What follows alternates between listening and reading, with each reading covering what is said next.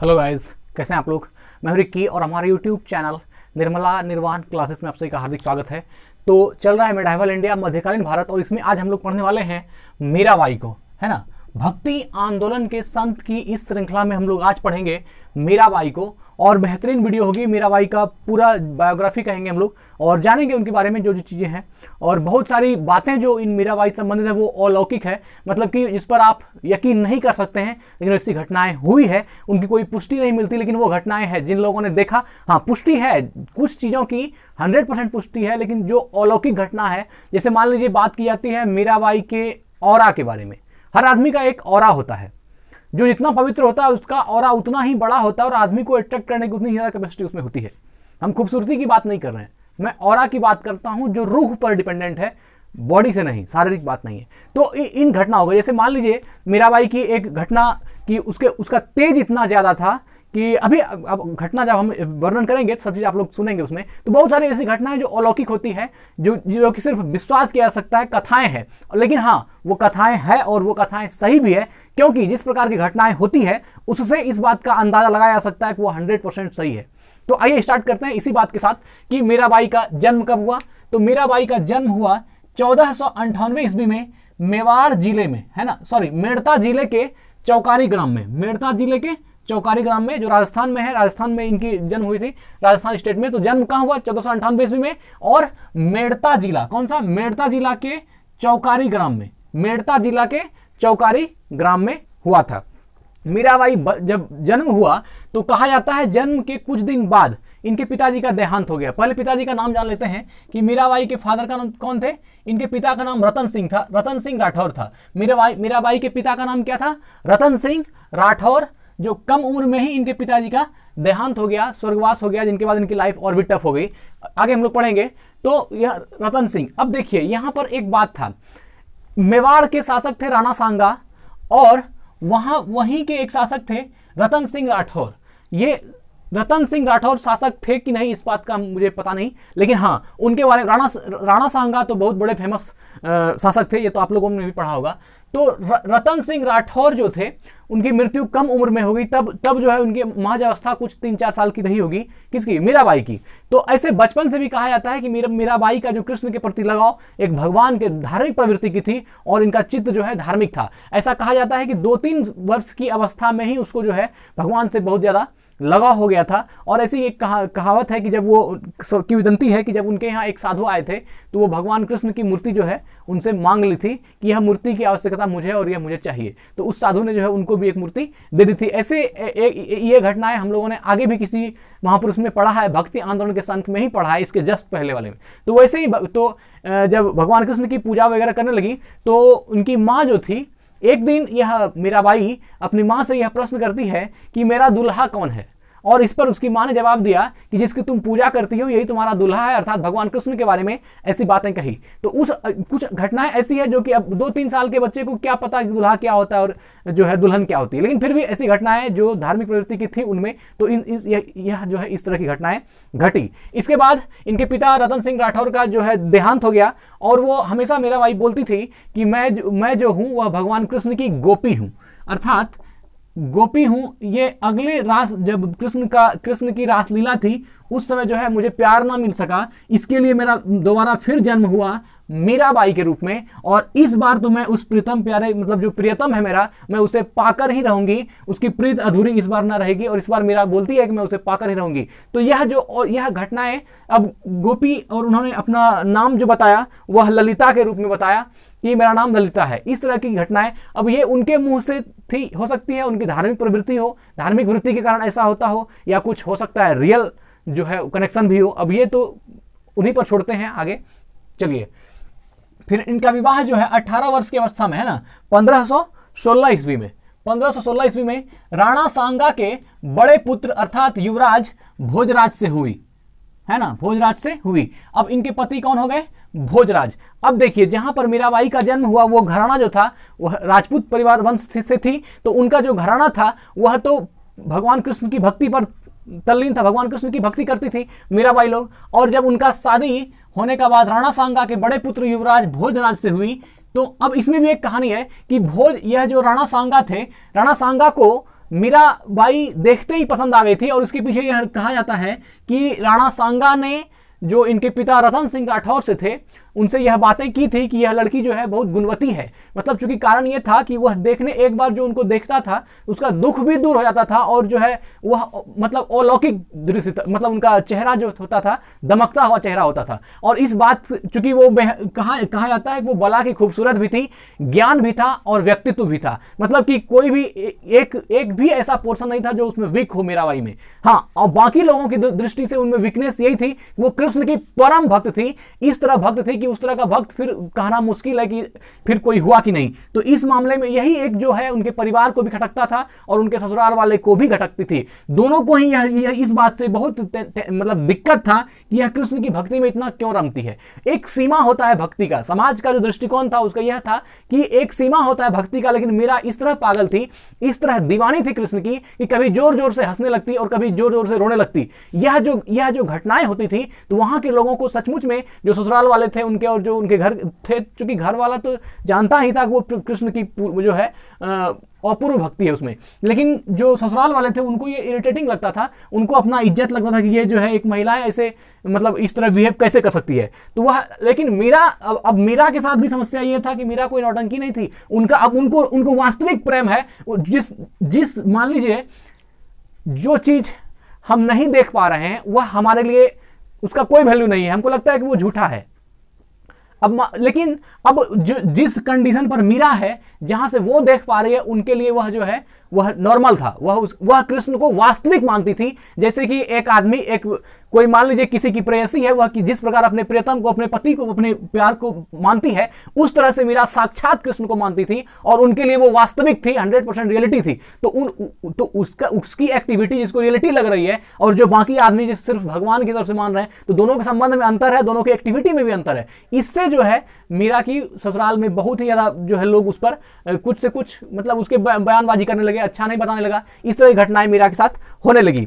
और दूसरी कंडीशन थी कि मीरा का जहां ससुराल हुआ भोजराज के यहां, वहां जो लोग थे वो मां दुर्गा की पूजा करते थे, है ना, उनका कुल देवता मां दुर्गा थी। और मीरा जो है कृष्ण की प्यारी थी, तो वह कृष्ण की भक्ति में लीन रहती थी। तो यहाँ के लोगों को, अर्थात भोजराज के जो जहाँ ससुराल हुआ मीरा का, वहाँ के लोगों को मीरा खटकती थी कि जब हमारा कुल देवता माँ दुर्गा है तो माँ दुर्गा का ही पूजा करना चाहिए, यह कृष्ण के प्रेम में पागल क्यों रहती है।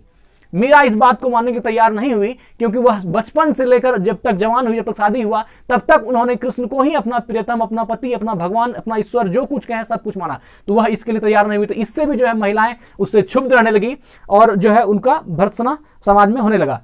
ऐसा मंदिर में घंटों, ऐसा कहा जाता है कि जब भोजराज शादी होने के बाद भी, उसके बाद भी मीरा जो है मंदिर में बैठती थी तो कृष्ण के मंदिर में घंटों बैठी रहती थी।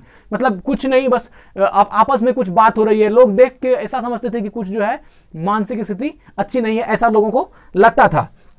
और जो है भोजराज, जब तक भोजराज समाज में, जब तक कि लेकिन भोजराज अच्छे व्यक्ति थे, इन्होंने मीरा का साथ अच्छा से निभाया। और लेकिन जब इन्होंने भी कुछ दिन देखा कि मीरा जो है हमारी कभी हो नहीं सकती, क्योंकि उन्होंने बहुत तरह से आजमाया। एक बार तो ऐसी घटना कही जाती है कि मीरा ने कहा कि मुझे मेरा श्याम प्यारा है। तो श्याम रंग होने के लिए जो यह भोजराज थे, इन्होंने अपने आप को पूरा नीला कर दिया कि मैं भी कृष्ण जैसा दिखूं और मीरा का प्यार पा सकूं। लेकिन वह हुआ नहीं, क्योंकि मीरा तो कुछ और, कोई और, वह तो मतलब अदृश्य शक्ति के साथ है। आप कितनों भी रंग में रंग लें तो वो नहीं हो सकता है। तो वही भोजराज ने भी बहुत साथ दिया, लेकिन हाँ ये समझ गए कि चूंकि ये मेरी हो नहीं सकती, उन्होंने उतना जिद भी नहीं किया। लेकिन दूसरी घटना क्या हुई, उसी समय बाबर का कुछ समय के बाद जो है, शादी होने के कुछ दिन के बाद बाबर का आक्रमण हुआ और उसमें ये भोजराज जो है वीरगति को प्राप्त हो गए। अर्थात भोजराज का जो है देहांत हो गया, स्वर्गवास हो गया। अब जब भोजराज का स्वर्गवास हो गया तो अब ससुराल में मीरा पड़ गई अकेली। उधर मीरा के पिता का भी देहांत हो गया था बचपन में ही। उनके दादाजी ने पाला पोसा था और उनको बड़ा किया था। उनके दादा और राणा सांगा के बीच बात हुई थी भोजराज से शादी होने की, वह शादी भी हो गई और बाद में बाबर के आक्रमण में भोजराज का भी स्वर्गवास हो गया। अब मीरा अकेली बच गई। अर्थात क्या, यहाँ जहां पर जिस ससुराल में उनके पति उनका था वह भी नहीं रहा। अब मीरा के साथ जो है दुख का पहाड़ टूट पड़ा। और ऐसी, चूंकि राणा सांगा ने इसके दादाजी से यह वादा किया था कि आगे चल के अगर हमारे परिवार की कोई राजपूताना की रानी होगी तो वह मीरा ही होगी, अर्थात भोजराज की जो पत्नी होगी, क्योंकि यह राणा सांगा का ज्येष्ठ पुत्र था, सबसे बड़ा पुत्र था भोजराज, और उसकी वाइफ होती तो यह मीरा ही रानी होती। लेकिन रानी बनने में ना तो मीरा को कोई इंटरेस्ट था और ना तो इन चीजों से कोई मतलब था। उसको सिर्फ और सिर्फ मतलब था कृष्ण से, बाकी दुनिया कहां गई उससे कोई मतलब नहीं था। तो इस रीजन से जो है जब इनका देहांत हो गया ससुराल वाले, इनकी ननद थी उदय, इनकी जो ननद थी उसका नाम था उदय और उदय बाई, और इनके जो हस्बैंड भोजराज के छोटे भाई थे उसका नाम था राणा, है ना, उसका नाम था राणा रतन सिंह। तो राणा रतन सिंह और इसकी सिस्टर जो थी उदय बाई अर्थात मीरा की ननद, यह जो है बहुत ही इसने मीरा के साथ बहुत निर्दयतापूर्ण व्यवहार किया और कभी भी मीरा को अच्छा नहीं कहा। लेकिन इतना कहने के बावजूद भी मीरा ने कभी ना कभी इसको गाली दिया और ना ही कभी इससे कोई झगड़ा की। मीरा सिर्फ यही बोलती थी कि तुम इसको नहीं समझ पाओगे, ये मेरा प्यार है, कि वो आशिकी मेरी है, आप इसको नहीं समझ पाओगे। और वह जो है किसी से लगती नहीं थी। लेकिन बाद में ऐसा कहा जाता है कि धीरे धीरे सबको सजा मिला। तो यह जो राणा रतन सिंह है, एक बार क्या किया, यह जब रतन सिंह जो इसका भोजराज का छोटा भाई था, एक बार उदय बाई ने मीराबाई को कमरे में कुछ बोलते हुए सुना, तो वह जो है अपने छोटे भाई से जाकर के कहा कि मीरा का कोई संबंध किसी दूसरे आदमी से है और वो जो है कक्ष में बंद है और उसकी आवाजें आ रही है। तो सबको लगा कि उदय बाई जो है सही बोलती होगी। इसको भी लगा था, क्योंकि जब आवाज सुनी तो उसको लगा कि किसी से वो बात कर रही है। बस यह बातें जब रतन सिंह को मालूम हुआ, तो चूंकि भोजराज के बाद यही सिंहासन, मेवाड़ के सिंहासन पर राणा रतन सिंह ही बैठा था, रतन सिंह ने अपनी तलवार उठाई और म्यान से खींच करके बोला कि आज जो है मीरा का काम खत्म कर दिया जाएगा। और वह जो है जबरदस्ती मीरा के कक्ष में इन किया। लेकिन वहां पर जब रूम के अंदर घुसा तो वहां की जो स्थिति थी वह कुछ और ही थी। उन्होंने देखा कि बेसुध मीरा और जो है देदीप्यमान प्रकाश उसके शरीर से चमक रहा था। उसकी तलवार खिंची की खिंची रह गई, जहां पर था वहीं रुक गई। वह अलौकिक चीज उसने कभी भी जीवन में आज तक नहीं देखा था। और राणा रतन, उसके साथ में उदय बाई भी गई, और दोनों ने जब उसका प्रकाश और उसका वह चिन्मय रूप देखा तो वह जो है वहां से वापस हो गया। और राणा रतन, बाद में कहा जाता है कि राणा रतन सिंह ने और भी चाल चले, लेकिन मीरा से जो है उसकी एक जो प्रकाश दिखा, उसके बाद जो उसका हाथ रुका, तो कभी मीरा के साथ जो है उस दिन के बाद उदय बाई ने भी मीरा को तंग करना बंद कर दिया। और कहा जाता है कि उनके पैरों पर गिर पड़ी और कहने लगी कि यह जो है मेरी गलती थी, हमें लगा। लेकिन वो बात जो कर रही थी वह भगवान कृष्ण से बात कर रही थी डायरेक्ट। जो वह सीधा रूम में, कमरे में अकेले में कहीं बात करती थी तो वह भगवान कृष्ण से ही बात करती थी और कमरे में कोई नहीं था। तो यह जो उनका लांछन लगाना था यह भी जो है सिरे से खारिज हो गया, अर्थात मीरा में वैसी कोई बात नहीं थी। एक बार कहा जाता है कि जब वहां के सिंहासन पर राणा सांगा की हत्या करके विक्रम सिंह बैठा, और विक्रम सिंह बहुत ही बुरा व्यक्ति था। विक्रम सिंह मीरा को कभी पसंद नहीं करता था। वह जो है वह समझता था कि यह महिला जो है मेरे समाज की जो प्रतिष्ठा है उसको खराब करने में लगा है। इसलिए विक्रम सिंह सिंहासन पर बैठते ही राणा रतन सिंह की हत्या करके जब सिंहासन बैठा तो इसने मीरा को मारने का बहुत सारा प्रबंध किया, बहुत सारा चाल रचा कि इसका जो है खेल ही खत्म कर देते हैं। लेकिन एक भी जो है खेल वहां पर उसका चला नहीं, क्योंकि जिन्होंने महाभारत को सिर्फ मतलब वाणी से बोल करके पूरा महाभारत खत्म कर दिया, अगर उसकी कृपा है तो ये विक्रम सिंह और रतन सिंह और फलाना ढिमका क्या कर सकते हैं।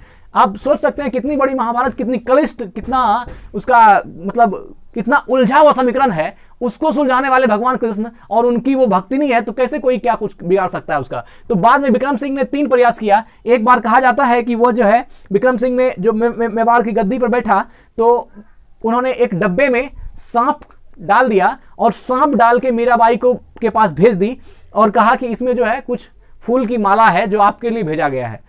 मीराबाई ने बड़ा उनको आश्चर्य लगा कि मेरे लिए विक्रमादित्य ने कुछ विक्रम सिंह ने कोई जो है अच्छा चीज़ भेजा है। तो वह खोल के उसको देखने लगती है उपहार को, लेकिन देखती है तो वो सच में फूल का ही माला था, वहाँ पर सांप नहीं था। मतलब भेजा था सांप करके कि वो जैसे ही खोलेगी तो उसको काट लेगा और वहाँ उसकी हत्या हो जाएगी, मृत्यु हो जाएगी। लेकिन वह सांप जो है सचमुच में फूल की माला बन गई। एक इवेंट किया था। दूसरा इवेंट कहा जाता है कि दोबारा जो मारने का प्रयास किया विक्रम सिंह ने, वह ऐसा किया था कांटों के सेज पर उसको सुला दिया गया था मीरा को। लेकिन सुनते हैं कि जब कांटे की सेज तैयार की गई और जब मीरा उस पर बैठी तो वो फूल का बन गया। ऐसा भी एक किंवदंती है कि वह फूलों का सेज में परिणत हो गया।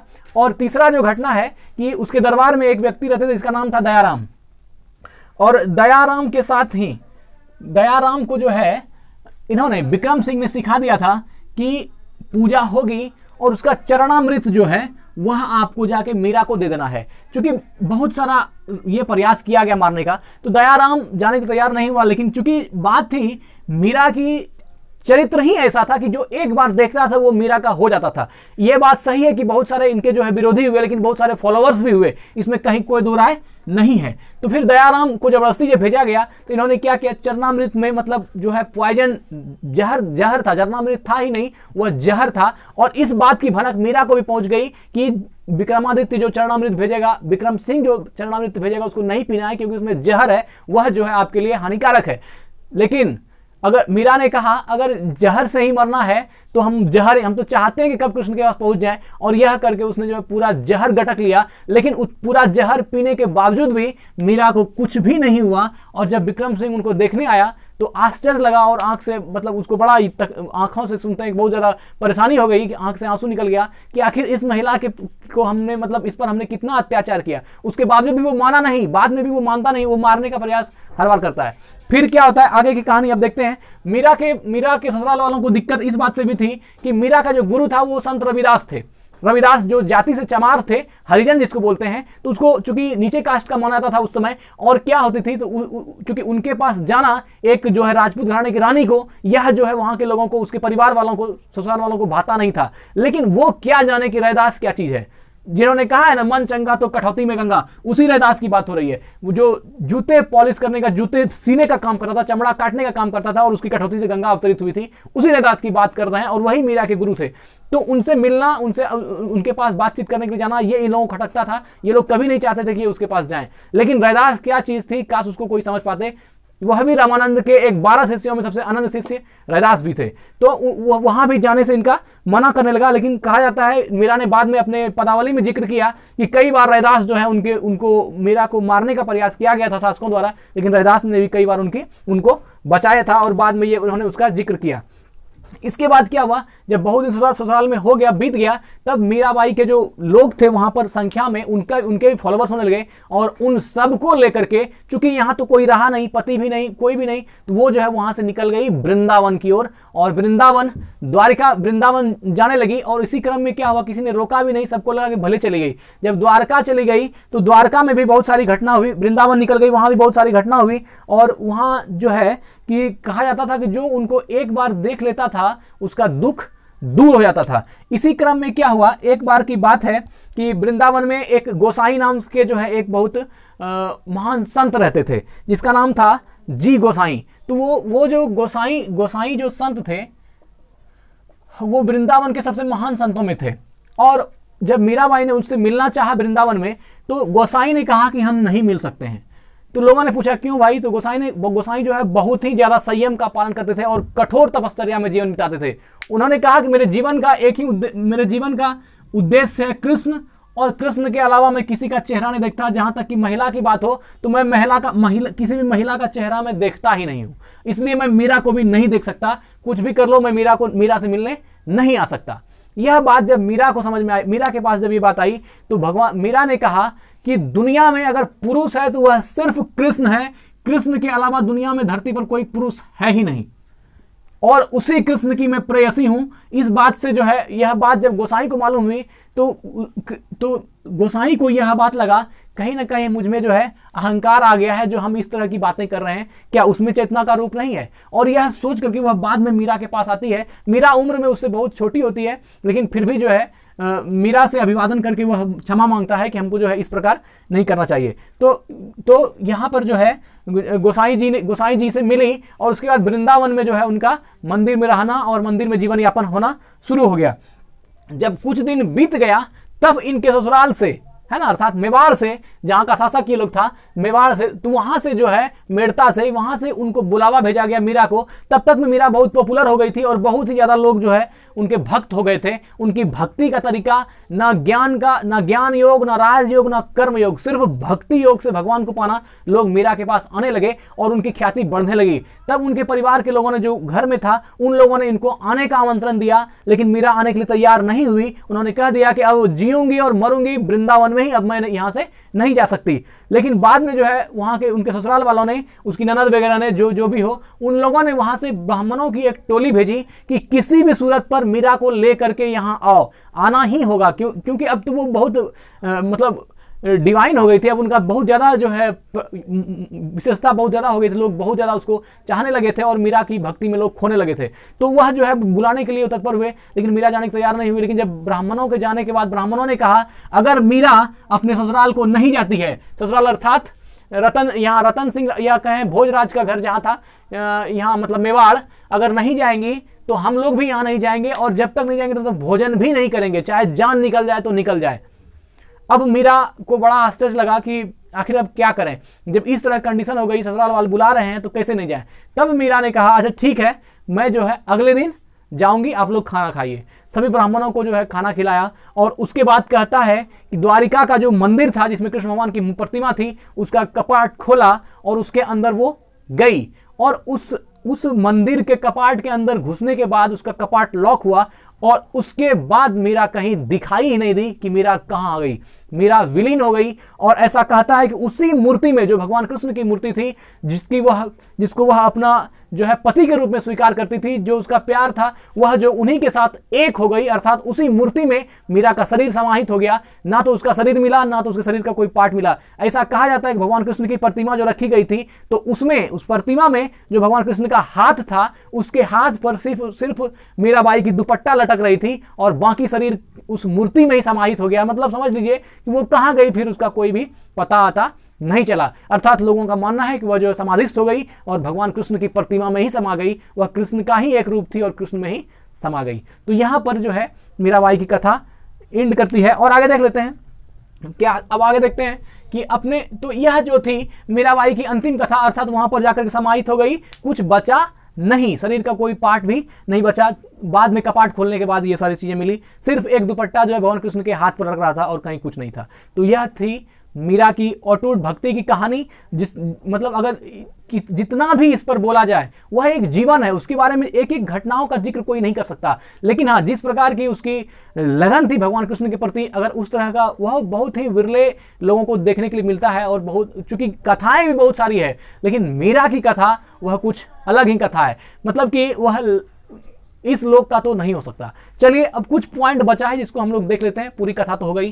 क्या है, अपने पति की मृत्यु के बाद ये पूर्णतः धर्मपरायण जीवन व्यतीत करने लगी, अर्थात जो है पूर्णतः धर्मपरायण जीवन जीने लगी। मतलब कि पति के देहांत के बाद जो है उनको फिर किसी से कोई मतलब भी नहीं रहा, और फिर वह अपना कृष्ण के भक्ति में लीन रहने लगी।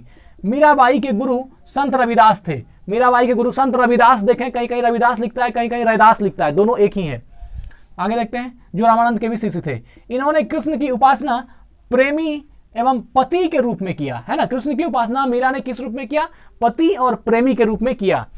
एक बात है, कही जाती है कि मीरा की लिखी हुई अगर आप कोई रचना देखेंगे जिसमें कि वह जैसे आशिक को कोई प्रेयसी लिखती है अपना प्यार को, कोई जैसे एक लेटर टाइप से लिखती है, उस तरह का जो उसने कुछ साहित्य लिखे हैं, उसको पढ़ने के बाद ऐसा लगता है कि जो व्यक्ति पढ़ता है, अगर वह पूरा पढ़ ले तो सचमुच उसको कृष्ण से प्यार हो जाता है। ऐसी मतलब कि अगर भगवान क्या किसी की तस्वीर अगर आपके ऊपर कहीं ऐसा कह दे कि तुम्हारा प्यार कौन है, तो वह पढ़ने के बाद आदमी के मुंह से निकलेगा कि कृष्ण है, क्योंकि उसमें इतनी ज्यादा सच्चाई है, इतने हृदय से लिखा गया है, इतने प्यार से लिखा गया है, वह पढ़ने के बाद कोई साधारण लोग भी जो है उस अनुभव को पा सकता है जो मीरा ने पाई और जो लिखा।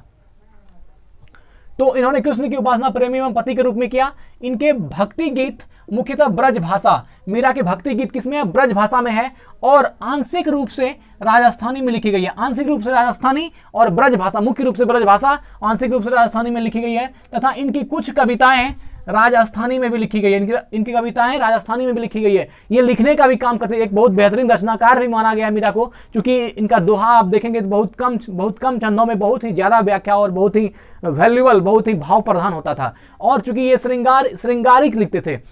देखिए, एक श्रृंगार रस होता है और वीर रस होता है, और भी बहुत सारे रस होते हैं। तो श्रृंगार रस होता है जिसमें प्रेम प्यार की बात होती है, वो श्रृंगार रस है। जिसमें वीर रस है, जहां युद्ध का, योद्धा का, है ना, वीरों का जिक्र होगा, शहीदों का, वो वीर रस है। ऐसे बहुत सारे रस हैं साहित्य में। तो ये जो है श्रृंगार रस की मूल कवित्री थी।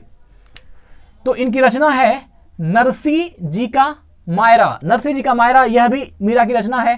राम सोरठ मीरा जी की रचना है। मीरा पदावली, यह भी मीरा की रचना है। और मीरा की मल्हार, यह भी मीरा की रचना है। और गरबा गीत, ये सारे जो है मीराबाई की रचना थी, जिसमें कि उन्होंने कृष्ण को अपने प्रीतम प्यारे, अपने पति के रूप में स्वीकार किया था। इनका रस जो था लिखने का, ये श्रृंगार रस थे, श्रृंगारिक कवित्री थी, सॉरी श्रृंगार रस में लिखती थी। मीराबाई को संत देवी तथा मरुस्थल की मंदाकिनी, मीरा को दो उपनाम भी दिया गया था। मीराबाई को संत देवी भी कहा जाता था और मरुस्थल की मंदाकिनी भी, है ना, कहा जाता था कि उसके चेहरे से नूर टपकती थी, खूबसूरती इतनी थी कि कोई भी एक बार देख ले तो, और साथ में ज्ञान और व्यक्तित्व हर चीज से परिपूर्ण थी।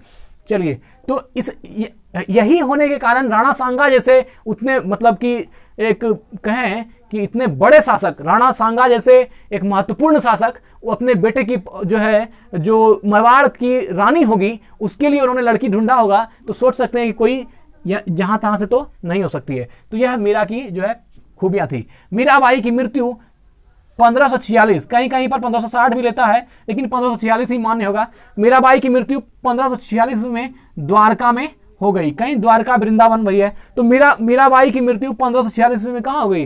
द्वारिका में हो गई। तो यह कथा थी जो है आपकी मीरा की, और हम भगवान वृंदावन बिहारी लाल से प्रार्थना करते हैं कि जब उनको इतना सद्बुद्धि दिए तो हम लोगों को भी कुछ दे दीजिए। भटके भूले राही हैं हम लोग भी जिंदगी के, क्या उद्देश्य है, क्या मकसद से पहुंचे हैं, कुछ पता नहीं है। तो ईश्वर से, उस वृंदावन वाले से यही अंतिम प्रार्थना है कि हम लोगों को भी कुछ ज्ञान दिया जाए, कुछ कृपा की जाए। धन्यवाद, स्वस्थ रहें, अपना ख्याल रखें। Thank you.